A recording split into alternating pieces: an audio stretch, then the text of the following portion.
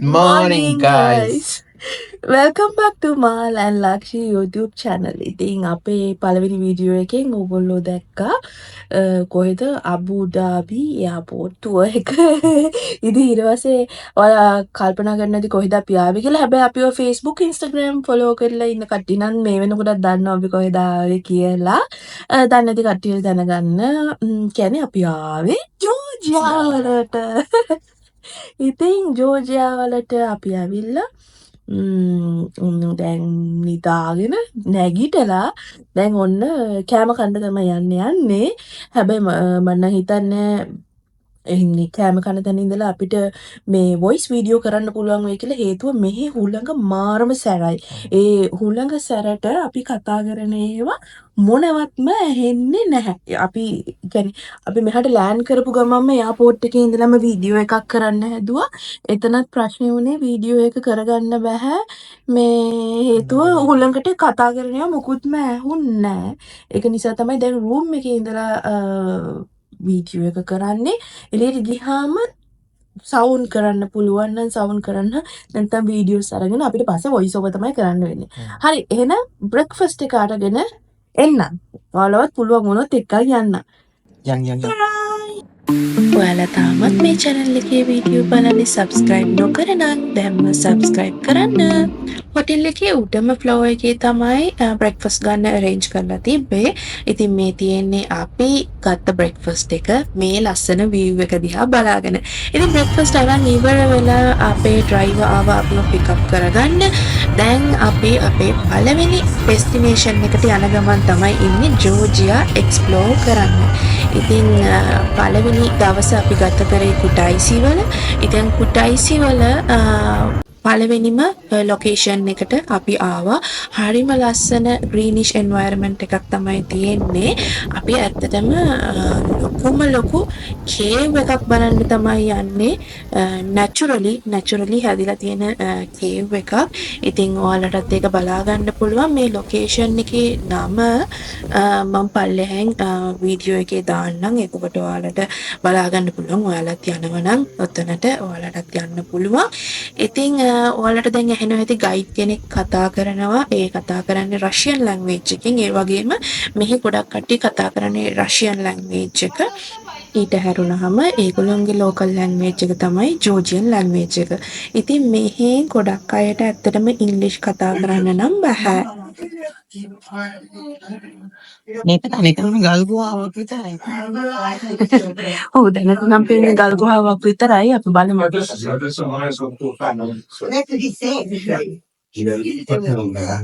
මේක එතකොට කොහොමද මෙච්චර ගල් ගුහාවක් උනේ?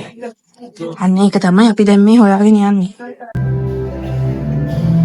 ඇත්තටම මේ ගල් ගුහාවේ ගල් ගුහාවක් කියලාම කියන්නන් නේද?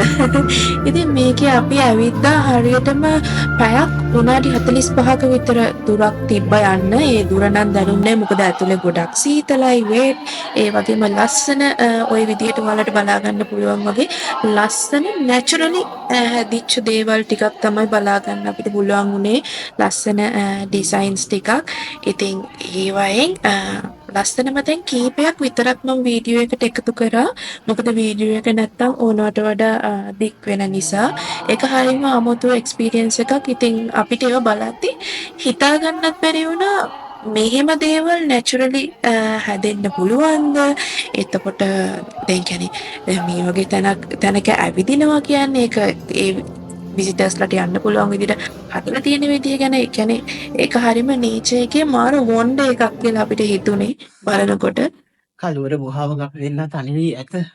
ඔව් එළිය මැද නිසා පේනවා මදි. අපිවත් ඒ උනාට ගත්තා ඔයාලට පෙන්නන්න.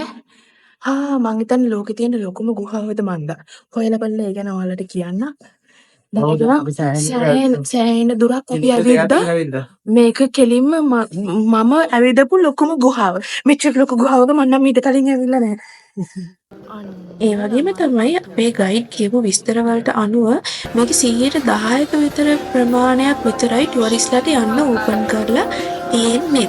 ඒ වගේම මේක හොයාගෙන තියෙනවා මීට අවුරුදු කියන්නේ මිලියන 60-70කට විතර කලින් අවුරුදු වලින් බලුවොත් තමයි මේක ඩිස්කවර් කරගෙන තියෙන්නේ කියලා යාලා කියන්නේ.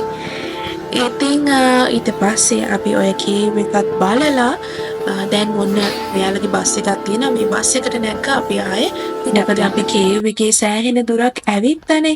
ඉතින් ඇවිදලා ආය අර අපේ මුල තියෙන ලොකේෂන් එකට මේගොල්ලන්ගේ ෆ්‍රී ට්‍රාන්ස්පෝර්ට් එකක් තියෙනවා. අපිට ආය අර ටිකට් ගත්ත තැනට යන්න. ගිහිල්ලා අපි බලමු අපේ සෙකන්ඩ් ඩෙස්ටිනේෂන් එක කොහාටද යන්නේ කියලා. ඔන්න ඔය තියෙන්නේ අපේ සෙකන්ඩ් ඩෙස්ටිනේෂන් එක. මේකේ නම නම් මට මතක හැටියට මාර්ටිවෙලි කැනියෝන්. හරියටම ස්පෙලිංස් උත් එක්ක මම ඔයාලට දාන්නම්. එතකොට ඔයාලට බලා ගන්න පුළුවන්.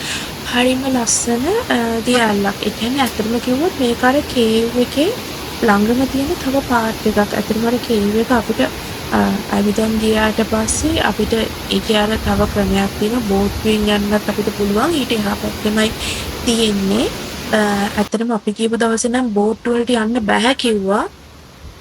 ඉතින් ඒක නිසා අපි වයින් ගියා වෝටර්ෆෝල් එක සහ ඒ අවට පරිසරේ බලන්න. ඉතින් බලන්නකො කොච්චර ලස්සනද කියලා.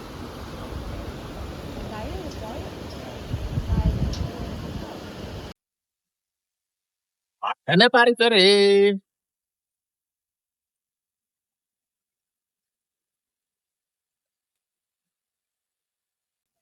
හරිම ලස්සනයි පුළුවන් විදිහට ඔයාලටත් ඒ ලස්සන පෙන්වන්න අපි try කරා. මාර ලස්සනයි. හරි. ඉතින් ඔහොම ඇවිදගෙන යමු.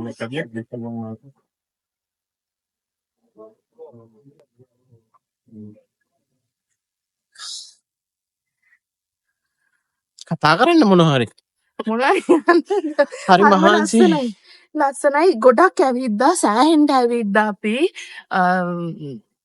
ඒ වුණාට පරිසරය හැමදේම මේ මාරව ලස්සනයි. ඉතින් කොච්චර ඇවිද්දත් මහන්සි නෑ මේ මොකද ඇවිදින දෙයට වටිනාකමක් දෙන විදිහේ ලස්සන පරිසරයක් බලා ගන්න පුළුවන්. ඉතින් අපි අර කියන්නේ අබුඩාබි වල කොළපාට පරිසරය බොහෝ දුරට දකින්න අඩුයිනේ. ඒ වගේ පරිසරයක ඉඳලා මේ වගේ පරිසරයකට එකපාරට ආවම මාර ලස්සනයි. ඇත්තටම ඒ තියෙන නැචරල් ලස්සන දැක්කහම මට ඇත්තටම කතා කරන්න වචනවත් ආවේ නැහැ. ඉතින් ජෝර්ජියා කියන්නේ හරිම ග්‍රීනිෂ් ඒ වගේම හරිම ෆ්‍රෙෂ් කන්ට්‍රි එකක්. අපි කියපු දවස්වල තිබ්බේ සාමාන්‍යයෙන් රස්නෙත් නැති ගොඩාක් සීතලත් නැති පර්ෆෙක්ට් ක්ලයිමේට් එකක් තිබ්බේ. රටේ ලස්සන දකින්න ලැබිච්ච හොඳ කාලයක් මම හිතන විදිහට අපි තෝරගත්තේ. ඉතින් අපි ඒ දවසේ ටුවර් එක නම් අපි අවසන් කරා කුටයිසි වල. ඊට පස්සේ අපි පිටත් වුණේ මේ යන්නේ අපි ටිබිලිසි වලට. ඉතින් ටිබිලිසි වලට දැන් අපි යනකොට කොහොමත් ගොඩක් හවස් වෙලා තිබ්බේ, රෑ වෙන්න කිට්ටු වෙලා තිබ්බේ. ඒක නිසා අපි කෙලින්ම කරේ කන්නඩා. උදේ ඉඳලා ඇවිදලා දැන් ඔන්න අපි හොටෙල් එකට යන ගමන් ඒ ගමන් පොට්ටක් ළඟ තියෙන සුපර් මාකට් එකක නැවතුවා. හයිවේ යන ගමන් චුට්ටක් බලන්න මම ඔයාලට පෙන්නුවා. සුපර් මාකට් එක ඇතුළටත් අපි ගිහින් බලමු. ගොඩාක් ලොකු සුපර් මාකට් එකක් නෙමෙයි.